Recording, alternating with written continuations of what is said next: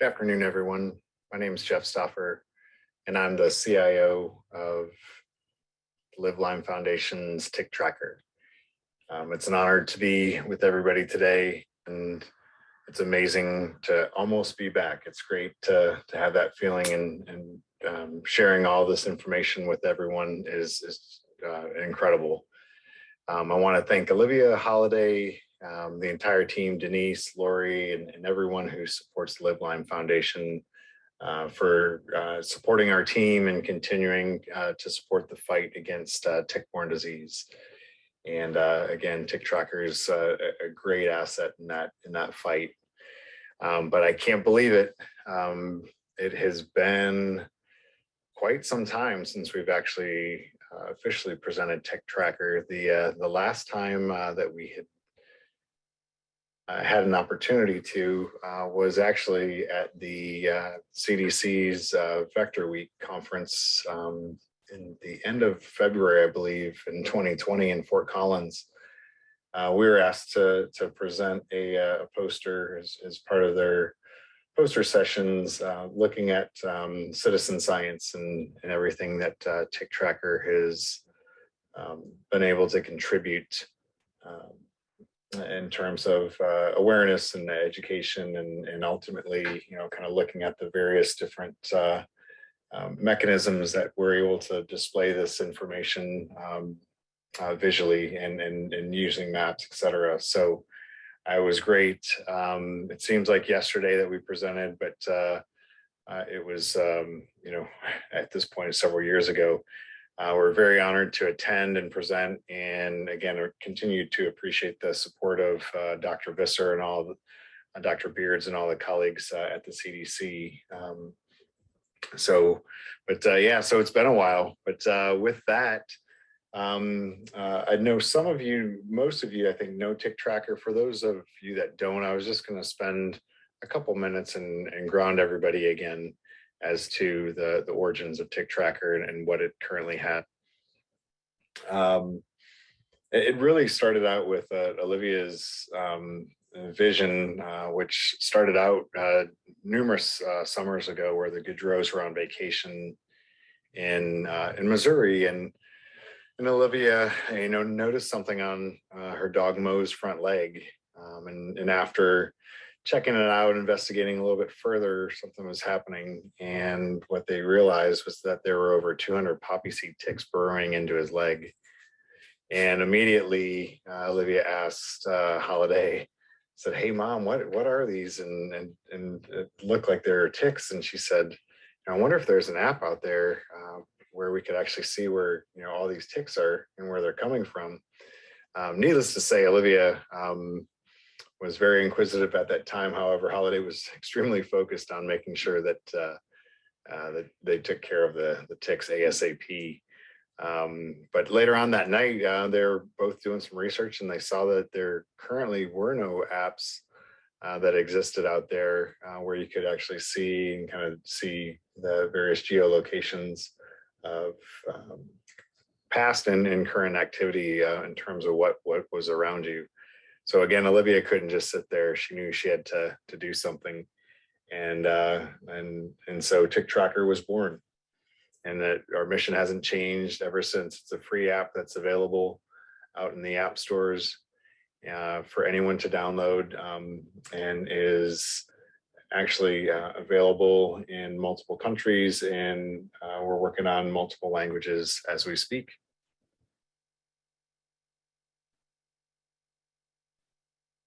And as I had mentioned, there are two different ways to contribute to TickTracker. One is tick sighting. The other one is via a tick bite. As you can see on the map here, users have either choice, just depending on what had occurred and what they want to track. If we go into the tick sighting, the first step is to identify the tick. We typically, again, realize that most people can't identify ticks right out of the gate. It takes a little bit of time, but what we try to do is to also educate them that that they could track a tick if they can't identify it. If the tick looks like a poppy seed tick, and try to show them specifically what that looks like, or an engorged tick. And then we go through the most common ticks in the United States and try to provide them additional information around that tick specifically. In step 2, the user can go ahead and take a photo of the tick and upload that photo. And then finally, step 3 allows for the user to go ahead and select the area that they had either cited, where they had cited that tick. And again, we use geolocation ultimately to build our maps. The other flow is for a tick bite, and this occurs when this occurs. Basically, we start out with first of 7 steps is just to simply walk the user through how to properly remove the tick. Second, we go through the identification phase, and as you can see here, provide additional information as well in terms of the general location, et cetera, scientific information, so the user can try to, as best possible, identify that tick. Third is the geolocation, so similar flow to what we had before. Fourth is where the user can go ahead and identify the actual carrier, and that carrier itself, typically again, humans, domestic animals, or companion animals. We did end up adding livestock, etc. And then finally, in terms of identification of the carriers, identifying the location of the bites. 6, if you did identify more than one bite, you actually have the ability to take multiple pictures. On the 7th step, we ask the carrier, we ask information about the carrier specifically and try to, again, better understand that scenario. And then finally, we thank the user for their submission and really try to push them towards consider testing at various different labs that we're connected with. So one of the things you'll start to see then is all the user contributed ticks and content that's available. From there, not only do we have user contributed content, but we also are working right now on attribution of the maps. So we're pulling in authoritative data sets from other organizations, such as the CDC, health departments, et cetera. We do have some private data sets in there as well. And so soon we'll essentially be unveiling where you can filter the maps based on the source of the information, whether it was user contributed or was it contributed through a third party. From a menu perspective, we do also give the user the ability to go ahead and look at a wide variety of resources, from protection tips to education resources, additional testing and labs, and then ways to interact and share out TickTracker, both from social media as well as through other channels. And since it's launched, TickTracker has, we launched in 2018. And since then, TickTracker has had over 8,000 submissions to date. 2018 wasn't a full year, but what you're seeing here too is some examples as well of some of the images that have been submitted to us. And one of the things that we're looking at and have been testing out is when a user goes ahead and takes an image. We're working with a couple different artificial intelligence engines just to see if we're able to provide the user basically a confidence of what type of tick that may be, whether it's an American dog, exodes, etc. So, continue the submissions. They're great. We love seeing them. Again, that's user contributed. So some of those, are not so great submissions, but a fair amount of them actually, we're very impressed with the quality of submissions that we've been receiving over the years.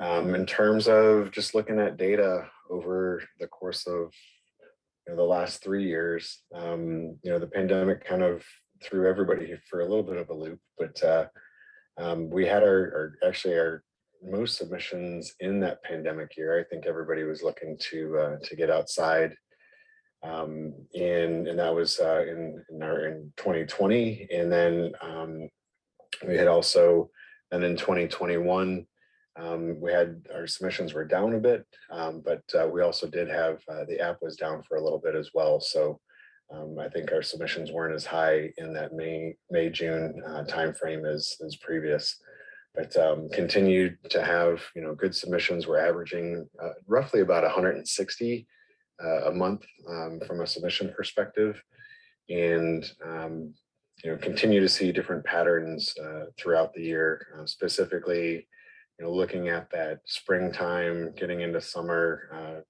peaks, if you will, and then also a little trough around school time, beginning of fall, and then a little uptick in fall, and then basically starts to die down around the winter months. From a 2021 ranking perspective, the American dog tick, no big surprise. The American dog tick's always kind of hovered in that top 5, if you will. But the American dog tick kind of took our 2021 rankings as our highest identified tick in submitted tick. From there, again, as I had mentioned before, we have multiple variations of cannot identify, and so those still tend to be our highest. Leading with roughly about 40% of the submissions tend to be I can't identify. But we're getting actually more data though in can identify just in general, or poppy seed and engorged ticks. The black-legged deer tick, the ixodes, etc., is continues to always sit there in our top 5. A lot of times it's in our top 3 in the last several years. And then the East Asian, we did, we did go ahead and put in 2 variations. One was a swarming image, and we've actually started to see some submissions with that as well. So something that, again, that we're tracking and trying to figure out how people are identifying with these various ticks. And as we had mentioned before, in terms of the survey, one of the things with the survey is that at the very end of if you were bitten, we ask a series of questions. Right around 50% of our submissions say, 45% or so say that they don't plan on getting tested, and 28% say, well, maybe they're not so sure. We would hope that number would increase, but we're seeing consistency over the course of the several years at TickTracker. Another question that we ask everybody is, will you seek treatment? And this has typically been in a little bit of this, equal split across the answers there, with the intent again, and we're starting to see a little bit more along the lines of people saying either yes or not sure. So there's some trends there, but still a fair amount of people that are not sure or would not seek treatment. And finally, kind of one of our larger stats that we look at is whether or not you were wearing protection. And this continues to surprise us. We always say at TickTracker, you wear sunscreen before you head out into the sun. It's one of those things that as you head out into various environments, we highly suggest wearing protection. There's a wide variety of solutions that are out there. But one of the things that we continue to see is most people were not. And again, that's right around 70-some% of people that were not wearing protection or weren't sure. So, 3/4 of our reports are indicating that people are not wearing protection. So again, a lot of space for us in terms of creating additional education opportunities and trying to get the public to be aware proactively as opposed to reactively. And we always say awareness is education, education is awareness. One of the things we had launched right before the pandemic was tick emojis or tick stickers. It is an app available in the App Store, and you can go ahead and download it. have a little bit of fun with it. We're trying to just educate the public, everything from including the different ticks, as well as the spirochete, the Lyme awareness ribbon, etc.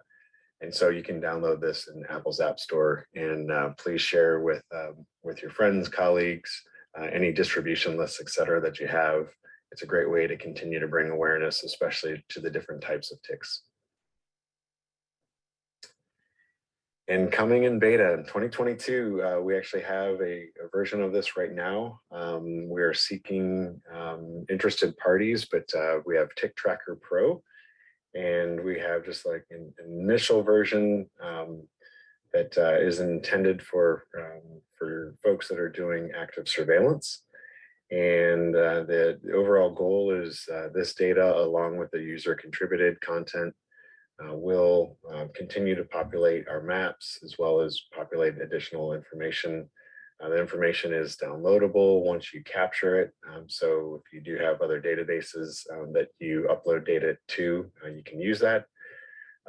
There is also an online offline capability. So it is an app that you can go ahead and download. And if you don't have connectivity in various different locations, you have the ability to work offline, and then once you're online, it will sync with the cloud.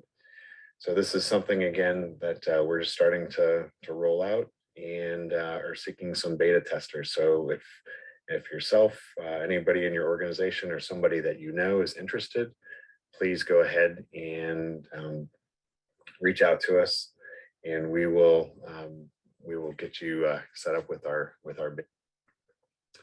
And as Olivia had mentioned, we have been really busy in the Lyme space and in other spaces as well, looking at persistent and chronic disease. And so we're going to be launching here very shortly the long haul tracker. It will be available in both Apple and Google. And again, the overall intent is to continue to support patients in their overall journey, patients, caregivers, etc., in that long haul journey that we have with persistent and chronic diseases. So more to come on that. Look for a big announcement coming out of the LivLyme Foundation, and Olivia and Holiday will be promoting it here shortly. And finally, I just wanted to say thank you to the foundation and everybody who's made today possible. Wouldn't be possible without our entire team. So again, hats off. It's been a great day. Want to thank you guys for your attention. And ultimately, as we tell everybody in TickTracker land, always remember to check for ticks. And if you don't have the app, feel free to go to the App Store or Google Play and download it, or you can check us out at TickTracker.com. Thanks again, and stay safe, and always check for ticks.